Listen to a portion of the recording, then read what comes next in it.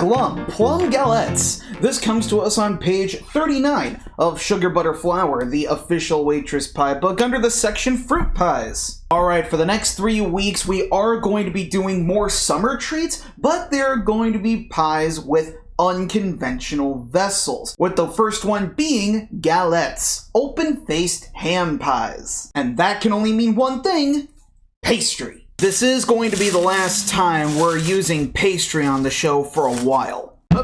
Divide each dough round evenly into thirds and roll out all of them. The resulting round should be around 1/8 of an inch thick. Place the rolled out pastry onto a parchment-lined baking sheet. For the dry ingredients, we need 1/2 cup of sugar, 2 tablespoons of arrowroot starch, 1/2 teaspoon of cardamom, and a pinch of salt. Combine. We need 6 plums, pitted, and chop them into quarters. I'm using both red and black plums for this recipe. Shove the plums in with the dry ingredients and stir to coat. Divide the plums evenly amongst the pastry rounds. Gather the dough over the edge of the fruit and pleat the edge of the pastry so that it looks like a bowl. Pinch it all around so that it actually holds that shape. Brush the pastry with an egg wash and sprinkle them with a tablespoon of raw cane sugar. Chill these for 15 minutes so that they hold their shape, and then bake at 375 for a half hour.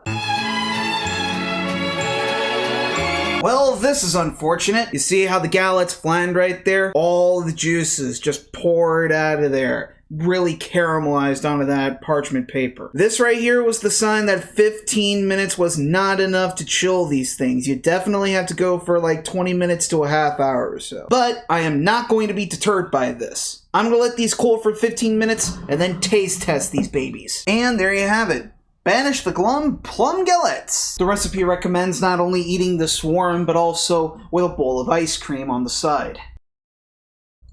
Because of the way I baked this, I could definitely taste where the filling may have caramelized, so it tastes rather burnt. I also think that the way the fruit is prepared makes it a bit bland. I mean, the only form of spice in this recipe is cardamom. I've never baked with plums before, so I have honestly no idea what else you could use to spice this up. Maybe if I used plums that were more ripe, a single type of plum. It honestly really goes to show you that these kinds of recipes are very temperamental, where if you are going to bake this to share this, you really have to be careful and know what exactly you're doing. Otherwise, it's just gonna turn out like how the pastry did. Flat. But who knows? Maybe you can make a better version of the meat.